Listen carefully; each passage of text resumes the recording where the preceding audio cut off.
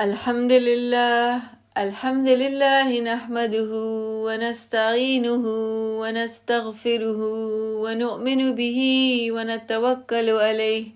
ونعوذ بالله من شرور أنفسنا ومن سيئات أعمالنا من يهده الله فلا مضل له ومن يضلله فلا هادي له وأشهد أن لا إله إلا الله وحده لا شريك له وأشهد أن محمدا عبده ورسوله اللهم رب اشرح لي صدري ويسر لي أمري واحلل عقدة من لساني يفقه قولي أما بعد أعوذ بالله من الشيطان الرجيم بسم الله الرحمن الرحيم هم الذين كفروا وصدوكم عن المسجد الحرام والهدي معكوفا أن يبلغ محله ولولا رجال مؤمنون ونساء مؤمنات لم تعلموهم أن تطعوهم فتصيبكم منهم معرة بغير علم ليدخل الله في رحمته من يشاء لو تزيلوا لعذبنا الذين كفروا منهم عذابا أليما اللهم طهر قلوبنا من النفاق وأعمالنا من الرياء وألسنتنا من الكذب وعيننا من الخيانة فإنك تعلم خائنة الأعين وما تخفي الصدور. سورة الفتح آية نمبر 25. هم الذين كفروا او دوی خو هغه خلق دي چا چې کفر کړو وسودوکم عن المسجد الحرام او منې کړي وي تاسو د مسجد حرام نه والهدیه او د قربانی ساروي معکوفن په دې حال کې چې هغه منې شوي ان د دې نه یبلغه چې ورسي هغوی محله د خپل قربانی ځای ته ولولا اور اگر که نه وي رجال سړي کچھ مرد مؤمنون ایمان والے و نساء اور سخزے مؤمنات ایمان والا خزے اگر کس سڑی مومن سڑی اور مومن خزے پا مکہ کی موجود نوے لم تعلموهم چن تاسو پیجنے اغوی دا مومن مرد اور مومن سڑی چکم پا مکہ کی موجود دی دا تاسو نه پیجنے ان اور اگر که د دې خبرې خطره نه وه تطعوهم چې تاسو به هغوی ته نقصان رسولی وی فتصیبکم نو رسېدلی به وي تاسو منهم د هغوی د قتل د وجې معرتون تاسو ته تکلیف بغیر علم په ناپوهۍ کې بغیر څه علم نو ضرور به مونږ دا اوس په براکټ کې دی نو ضرور به مونږ تاسو له د جنگ اجازت درکړی و لیدخله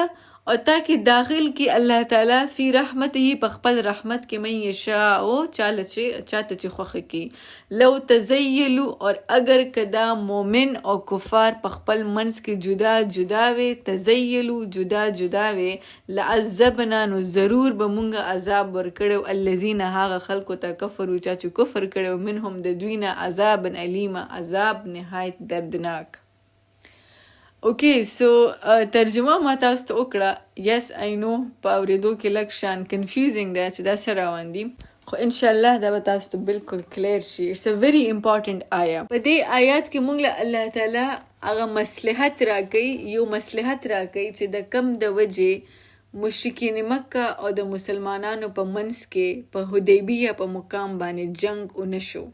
یو وجه مونږ له الله تعالی دلته راکوي چې کم د وجې د مسلمانانو لاسونه د کفارو نه منې شو او د کفار لاسونه د مسلمانانو نه منې شو او هیڅ جنگ ونه شو. 1400 صحابه کرام د عمرې په نیت باندې د احرام په حالت کې د مکې طرف ته را روان دي او یوازې نه دي د ځان سره د قرباني څاروي هم راوستي دي او قرباني څاروي راوستل دا اسان کار خو نه دی. ته په صحرا کې څاروي راولي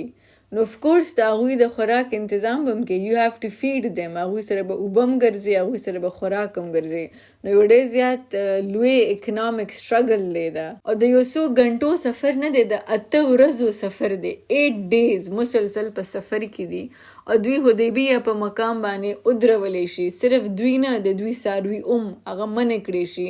د عمرې ادا کولو نه، او دا 1400 صحابه کرام عمره ادا کولو بغیر احرام په حالت کې دوی واپس خپل کورونو ته لاړ شي. نو اول الله تعالی په دې آیت کې د دې جرم ذکر کړی دی چې کم دوی کړی و. هم الذین کفروا، دا هغه خلک دي چې کفر کړی و. وصدوکم عن المسجد الحرام، او منې کړی وی تاسو د مسجد حرام نه. they are criminals، دوی په دې وخت کې په جرم کې و، تاسو نه وی. والهدیه، او صرف تاسو نه وی منې کړی، تاسو د قربانی چې کم څاروي والهدیه، هادي هغه قربانی څاروو ته ویل کېږي، نو هغوی منې کړی شو د حرم حدود داخل کېدو ته. معکوفن، په دې حال کې چې هغوی منع شوي و، ان د دې نه یبلغه چې ورسي هغوی، څوک ورسي؟ د قرباني څاروي ورسي محله، د خپل قربان ګاه ته، قربان د قرباني ځای ته. او د مشهور قرباني ځای چې کوم ده نو هغه کوم یو دی؟ منا ده. نو د منا نه هغوی منع کړی شو، د قرباني څاروي منع کړی شو، او تاسو منع کړی شوې. معکوفه لفظ د دې سره چې کوم سیملر لفظ دی نو هغه دی اعتکاف. اعتکاف کې اعتکاف لفظ دی ته وی چې کله ته ځان منع کې، د څه نه منع کې؟ د مسجد نه د وتو.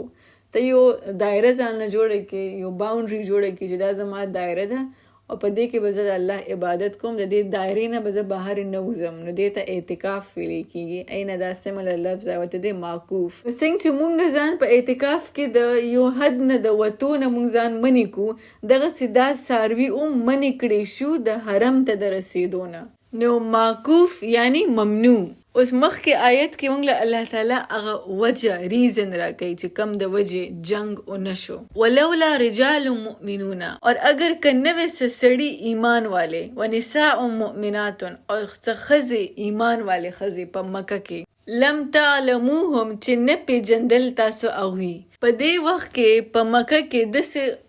خلک موجودو، ایمان والا ښځې او ایمان والا سړي موجودو چې کم مسلمانانو خو هغوی خپل ایمانونه پوشیده ساتلي وو، سیکریټ یې ساتلي وو. د هغې ریزن دا و بیکاز هغوی هجرت نشو کولی. په دې کې ضعیف مسلمانانو، مریض پکې وو، او د دې ذکر په سوره نساء کې 14 نمبر رکوع کې راغلی چې داسې معذوره خلک وو چې کم د هجرت قابل نه وو. نو دا خلک په مکه کې موجود وو. and just imagine که په دې وخت کې مسلمانانو چړهایي په مکې باندې کړې وه، فل قدرت په فل طاقت کې، نو دا بې ګناه مسلمانان به پکې شهید شوي وي، او د سره به چاته پته نه وه چې دا مسلمان دی، ځکه چې دوی خپل ایمانونه پوشیده ساتلي وو، سیکریټلی مسلمانانو. په دې کې حضرت عثمان رضی الله تعالی عنه د هغه سره چې کوم ساتي تلي وو، نو هغوی هم پکې شامل وو چې کوم امباسیډر تللی وو، نبی علیہ السلام امباسیډر لیږلی وو، نو هغوی هم په دې کې شامل وو. بل دا چې حضرت ابن عباس رضی الله تعالی عنه هغه هم په دې خلکو کې شامل وو چې کوم په مکه کې موجود وو، مسلمانانو خو پوشیده مسلمانانو، سیکریټ وو، چاته د هغوی د ایمانونو پته نه وه. نو دا یو حکمت و چې د کم د وجې دا جنگ ونشو او د مکې بهر صلح وشوه. که چېرته دا مسلمانان بې ګناه قتل شوي د خپل ورونو مسلمانانو د لاسو نه، نو کفار مکه به د دې نه یو ډېر لوی معره تکلیف جوړ کړی، نقصان به جوړ کړی د مسلمانانو دپاره چې ښه د تاسو څنګه خلک یې چې حرم ته راننوځئ او خپل ورونه د خپل دین چې کوم ستاسو په اسلام کې دننه کوم ورونه دي هغه مو قتل کړل. نو دې ته معره ویلې کېږي په دې آیات کې را روان دي. نو ولولا رجال مؤمنون ونساء مؤمنات، اور اگر که نوې سړي ایمان والے ونساء مؤمنات او ښځې ایمان والے په مکه کې موجود نه وي، لم تعلموهم، او تاسو هغوی نه پیژندل، تاسو دا پوشیده مسلمانان نه پیژندل چې دوی مسلمانان دي، هغوی خپل ایمانونه خفیه ساتلی وو، هجرت نشو کولی ځکه. ان تطوعوهم، اور اگر که خطره نه وه، تطوعوهم چې تاسو به هغوی ته نقصان رسولی وي. تطوعوهم comes from the word وطا، او وطا مطلب دی د یو شي د بره ختل د یو شیز د بره خپې کې خودل په ملیټري کانټیکسټ کې دا د لپاره استعمالیږي چې ته بې ګناه یو کس مړ کې او تا ته پته مونه لګي without knowing بغیر علم بغیر څه علم او څه نالج ته چاته نقصان ورسي نو لم تعلموهم تا ته به د هغوی د ایمانونو پتم نه وه ان او که اگر د دې خبرې خطره نه وه تطعوهم چې تاسو به هغوی ته نقصان رسولی وي تطعوهم وته نقصان به م رسولی وي هغوی ته فتصیبکم نو که چرې تاسو دې مسلمانانو ته نقصان رسولی وي که چرې ستاسو د لاسونو د وجې دا بې ګناه مسلمانان شهید شوي وو فتصیبکم نو پس رسېدلی به وي تاسو ته منهم د دوی د قتل د وجې د کفارو به تاسو ته رسولی وي معرتون تکلیف د کفارو به تاسو دپاره دا یو تانه جوړه کړې وه یو تکلیف به جوړ کړی و معره یعنی نقصان معره تکلیف معره سختی معره رنج او غم معره لفظ آر نه راوته یو آر به د ستاسو دپاره جوړ شوی وی یو شرمندګي به د ستاسو دپاره او دا منهم اشاره کفار طرف ته ده چې فتصیبکم رسېدلی به وي تاسو ته منهم د دې کفارو نه اور مشرکین مکه نه معرتون یو تکلیف به تاسو ته در رسېدلی وي اور هغه تکلیف به څه و چې دوی به تاسو له تانې درکولې چې تاسو خو خپل خلک د خپلو لاسو سره مړه کړل تاسو څنګه د اسلام رونه یې چې راځئ په حرم کې دننه مو خپل رونه مړه کړل بغیر علم بغیر څه علم تاسو ته به پته م نه وه وداوټ اني نالج به تاسو دا کار ستاسو د لاسو نه به شوی وي امام قرطبي فرمایي چې بغیر علم که یو د مسلمان د لاسه بل مسلمان ته نقصان ورسي اور هغه مړ شي نو هغه ګناه خو نه ده خو یو عیب دی یو آر دی یو ندامت دی یو افسوس سبب د هغه دپاره جوړ شي اور د دې قتل خطا د هغې بیا خپل احکام دي هغه به بیا پوره کې نو الله تعالی خو د خپل رسول چې کوم صحابه کرامو د صحابه کرامو د دې خطا نه حفاظت کو د دې نه معلومیږي چې صحابه رضی الله تعالی عنه اجمعین د هغوی سره د الله تعالی دا یو خاص معامله ده اگر چې هغوی د انبیا په شان معصوم نه دي خو عام حالاتو کې د هغوی سره د الله تعالی دا یو خاص معامله وه چې د هغوی د خطا او د عیب نه د بچ کېدو الله تعالی یو قدرتي نظام کړی یو قدرتي انتظام یې د هغوی دپاره کړی چې په دې سچویشن کې که صحابه کرامو په مکې باندې چړهایي کړې وه نو د دې 1400 صحابه کرامو د لاسو به ډېر بې ګناه مسلمانان شهید شوي وو چې کم دوی ته اړو پته نه وه چې دا مسلمانان دي اور اب د دوی د لاسو نه شهید شوي وو خو الله تعالی د صحابه کرامو دا خطا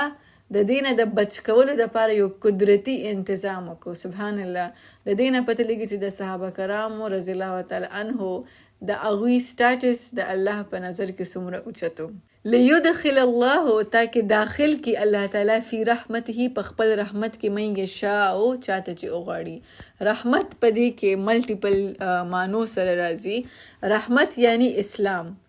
دا چې کوم مسلمانان په مکه کې خفیه موجودو خپل ایمانونه نه ظاهر کړي نو الله تعالی به دوی خپل رحمت ته داخلی یعنی دوی له به د اسلام د تحفه داسې ورکوي چې د نبی علیه السلام سره به ملاوي دوی له به دا اعزاز ورکوي چې دوی ته هم صحابه وویلی شي دوی له به دا اعزاز ورکوي چې د نبی علیه السلام سره فیس ټو فیس ملاو شي کینی او خپل ژوند تیر کړي رحمت دویم تفسیر دی جنت تاکہ دویم هجرت کی مدینه ته لاړ شي یا په 8م کال باندې مکه فتح شوه او دوی کله خپل اسلام پریکټس کولی شو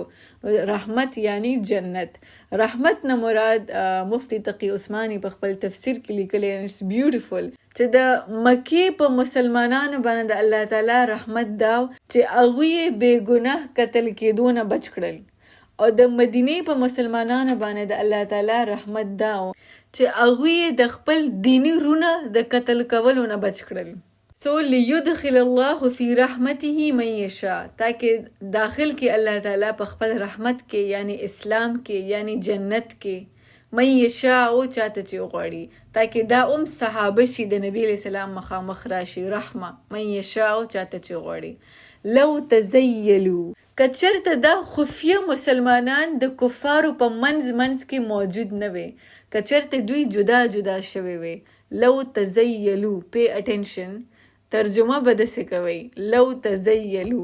تزیلو کې اشاره مشرکین او کفار طرف ته ده ترجمه به داسې کوي لو تزیلو که چرته دا کفار د مخې نه اخوا شي او دا مسلمانان جدا جدا شي دا خفیه مسلمانان یو سایډ ته شي او دا کفار بل سایډ ته شي که دا کفار صرف په مکه کې په دې وخت کې یوازې موجود وي د دوی په منځ کې دا مسلمانان نه وي لعذبنا الذین کفروا منهم عذابا الیما نو ضرور به مونږه عذاب ورکړو دوی ته چې کم کفار دي په دوی کې عذابا الیما د دې نه پته لګي چې څو پورې په یو قوم کې استغفار والا خلک موجود دي نو هغه پورې الله تعالی هغه قوم نه ختموي وما كان الله معذبهم وهم يستغفرون په یو قوم کې هغه پورې د الله تعالی عذاب نه راځي څو پورې چې په هغه قوم کې استغفار والا خلک موجود نو په دې مکه کې په کفارو په منځ کې پوشیده مسلمانان موجودو نو ځکه الله تعالی د حدیبیه په مقام باندې 1400 صحابه کرام منع کړل د جنگ نه او هغوی یې واپس کړل ځکه چې په مکه کې مسلمانان موجودو او دا داسې مسلمانانو چې کوم خفیه وو چې د چاته اړو پته نه وه چې دوی موجود دي نو که چیرې دا مسلمانان د دې کفارو سره یوځای نه وي او دوی جدا جدا وي لو تزیلو معنی تفرقو په دوی کې فرق وي تزیلو معنی تبدو په دوی کې ډسټنس وي دوی جدا جدا وي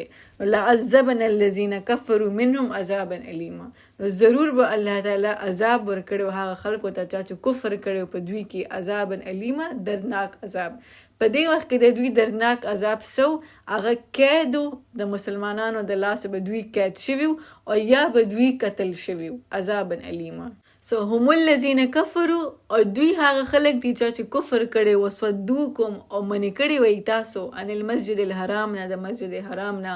والهدی او تاسو د قربانی ساروي معقوفا هغه منې ساتلیو ان د دینا یبلغ چې ورسی اغوی محله د خپل قربانی زیتا یعنی مناتا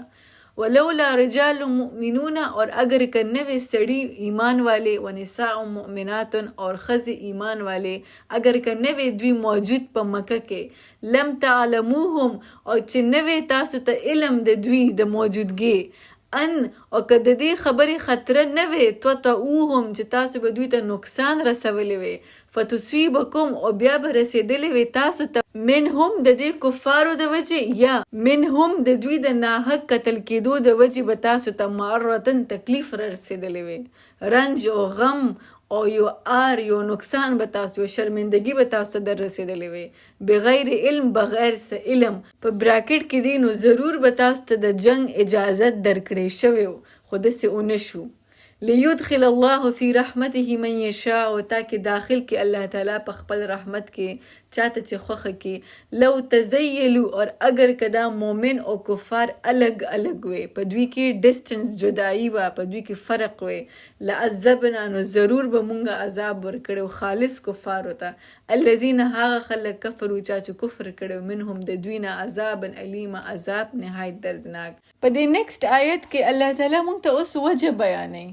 چې دا څه وجه وه چې د کم د وجې مشرکین مکه او کفار مکه مسلمانانو ته د عمرې کولو اجازت ورنکو څه داسې ریزن و چې کم د وجې دا 1400 صحابه کرام 8 ورځې سفر وکړو او دوی واپس کړی شو د احرام په حالت کې ولې دوی واپس کړی شو هغه ریزن څه و هغه په دې آیت کې مونږ ته الله وایي اذ جعل او کله چې جعل پیدا شو الذین د هغه خلک کفرو چې کفر کړو فی قلوبهم د دوی په زړونو کې الحمیت حمیت زد غیرت او پختو انا او دا زد سو حمیت الجاهلیه دا د جهالت یو زدو حمیت الجاهلیه په دې زد کې هیڅ لاجیکل ریزن نو سرټوس خبره نه و سه ریزن نو چې دا ولې خو صرف او صرف یو جهالت د وجې یو زد د وجې د انا د وجې د خپل د غیرت د وجې د آبا و اجداد د دین د وجې ناشنلزم ریسزم د وجې پیټریاټزم د وجې دوی دا مسلمانان منع کړي شو د دوی په زړونو کې قوم پرستی آبا پرستی او روایت پرستی دا کوټ ډکو د دوی زړونه د دینه دا زموږ د آبا و اجداد دین دی دوی دا دین پرې خودو بالکل حمیت الجاهلیه ایسټوس ریزن د دوی سره نو د یو جهالت د وجې د یو ضد د وجې دا مسلمانان منع کړی شو. حمیه لفظ چې دی نو دا ضد ته ویلی کېږي. د دې نه لفظ راوتی دی همه وایي بخار ته ټمپریچر ته چې کله دا جسم ډیر زیات ګرم شي. خو دا هغه حمیه د حمیت الجاهلیه ورته الله تعالی قرآنیک ټرم د دې حمیت الجاهلیه دی چې کله د انسان زړه او دماغ د غصې د وجې ګرم شي او د هغه د پوره جسم چې دی نو هغه په جوش کې راشي او دا جوش دا د تکبر جوشي، یو جوټي عزت او د جوټي شان د وجې په ده کې تکبر او زد راشي چې د کم د وجې دا صحابه کرام دوی مکې ته داخل نه کړی شو، نه دوی له اجازت ورکړی شو او نه یې له څاروي پرېښودل. اور څه ریزن دی ټول جزیره نمای عرب کې چې څومره ارد ګرد ټرایبز دي هغوی ټول راځي خپل حج او عمره کوي واپس ځي. مسلمانان ولې پرې نه ښودل؟ د دوی مسله څه وه؟ زد و حمیت الجاهلیه، انا وه، غیرت و د دوی چې ښه دوی به راځي که دوی عمره حج وکړو نو دا خو زمونږ یوه شرمندګي ده. د څه شرمندګي ده؟ بس دا زمونږ د غیرت و د انا او د پښتو شرمندګي ده. حمیت الجاهلیه او دا یو ډېر زیات لیوینګ آیت دی. په دې آیت کې زموږ لپاره ډېر لوی مسیج دی آن ا ډیلی بیسس چې د څه خلکو زموږ سره سایکولوژیکل کمپلیکسز دي فور ایسه خاص ریزن د وجې څه ټوس لاجیکل ریزن نه بغیر هغوی د ستا سره زد کوي. په داسې سچویشن کې چې زموږ د داسې خلکو سره واسطه راشي په خپل پرسنل سوشل لایف کې نو موږ له څه کول پکار دي؟ اینټ کا جواب اینټ سے دا کول پکار دي یا چې دی نو دا زما سره زد کوي صبر وکړه زه ده ته لږ مزه وښیم زه هم د سره ډبل زد کوم. نه بلکې هغه کول پکار دي چې کم زموږ صحابه په دې وخت کې کړي دي. دا یو داسې سچویشن و چې کم ډېر اټس ناٹ نارمل. 8 ورځې سفر وشو، دویم دی د دوی څارویم دی د اوبو د خوراک سره دوی دا سفر وکړو، منځ کې بیمار شو او بیا 8 ورځو نه پس دوی د معاهدې دپاره 3 ورځې فردر سټې وکړه، حدیبیه او شوه هغه ساین شوه او دوی بیا همداسې احرامونو کې واپس کیږي. د دې صحابه کرامو په زړونو باندې څه تېرېږي په دې وخت کې، کم د دوی هغه ریاکشن او کم د دوی صبر او تحمل نه کار واغستو. د کفارو سره کم قسم معاهده وکړه، په هغه معاهده کې بظاهره د مسلمانانو ډېر لوی نقصان و. مسلمانانو ته په هغه وخت کې خپل په دې معاهده کې د ټریټي اف حدیبیه کې دوی ته ډېر لوی نقصان ښکاره کېدو اینډ صحابه کرامو آبجیکټ چې دا کم ډیل وشو معاهده وشو نو دا انفیر دی، دا بیلنس ډیل نه دی، په دې کې زموږ سراسري نقصان دی. خو نبی علیہ السلام په هغې باندې بیا هم ساین وکړو او کم جهالت نه دوی په هغه وخت کې کار واغستو چې کله دا معاهده لیکلی کېده نو بسم الله الرحمن الرحیم باندې د دوی اعتراض د نبی علیہ السلام د نوم سره چې رسول الله راله په رسول الله باندې اعتراض دا رسول الله ته کټ که. د دې هر څه باوجود د صحابه کرامو کم زبردست ریاکشن او کم صبر او کم تحمل د هغې الله تعالی په مخ کې آیت کې صفت کوي او د هغې یو ریوارډ وله ورکوي هم د آیت کې راځي. خو چې کله زموږ مخامخ داسې سایکولوجیکل انسیکیور خلک راشي چې کم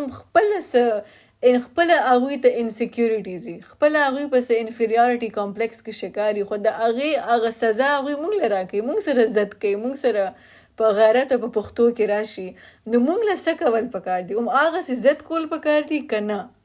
د دې صحابه کرامو په شان وډرا پکار ده، صلح پکار ده، زد پرېښودل پکار دي، خپله لاره بدله که، صلح وکړه، د زد د جواب زد سره مه ورکوه. د هغې په بدل کې به الله تعالی څه وکړي؟ فانزل الله سکینته، الله تعالی به نازل کړي یو سکین، یو تسکون، یو ټرانکویلیټي ستا په زړه کې، علی رسوله د رسول دپاره و علی المؤمنین او د مؤمنینو دپاره بیکز دا معاهده چې کوم وه دا د رسول دپاره اکسپټ کول ګران و. 14 to 1800 صحابه کرام راغلي دي او دا ټول د جنگ دپاره تیار و، جهاد دپاره تیار و او نبی علیہ السلام بیا هغوی ته وایي چې نه موږ به جهاد نه کوو، موږ به واپس ځو. دا د نبي دپاره هم اسانه نه و، بل الله تعالی د هغه په زړه کې هم یو سکون نازل کو او د مؤمنینو چې کم زبردست فرمانبرداري په دې وخت کې وښوده او کم صبر او تحمل نه کار واغستو د هغوی په زړونو کې هم الله تعالی تحمل سکون واچو. د دې نه موږ ته پته لګي چې کله یو کس چا سره ضد کوي یا د چا سره ضد کیږي نو اولنی شی چې کوم د انسان نه ځي نو هغه سکون دی. سکون د هغه د زړه نه لاړ شي. او سکون یو داسې شی دی چې ته به وایې چې دا هر څه د زما نه لاړ شي خو سکون دی وی. په هیڅ مې پروا نشته خو چې سکون وی. نو چې یو انسان د الله دپاره جوکاو شي، هغه هار ومني، لاره بدله کړي، ضد پرېږدي، صلح وکړي، وډرا شي د دې صحابه کرامو په شان، او د هغوی په زړه کې الله تعالی سکون واچوي او د دوی درجات بلند کړي. او بیا والزمهم، او لازم کی په دوی باندې، پابند کی دوی د څه؟ کلمت تقوا، د تقوی د خبرې. کلمت تقوا 4 تفسیرونه دي. اولنی تفسیر کلمت تقوا دوی له الله تعالی لا اله الا الله محمد رسول الله ورکی.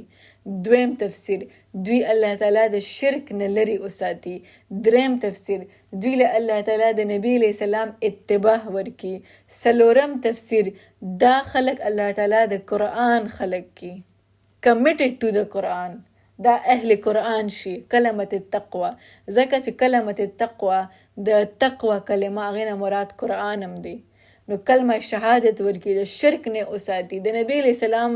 په سنت راوړي، هغه اتباع ولا ورکړي صلی الله علیه وسلم، او قرآن ته کښېنوي. وکانو، او دوی دی احق زیات حقدار، بها د دې تقوى، د دې کلمت التقوى، و اهلها، او دوی د دې لایق دي. they deserve this.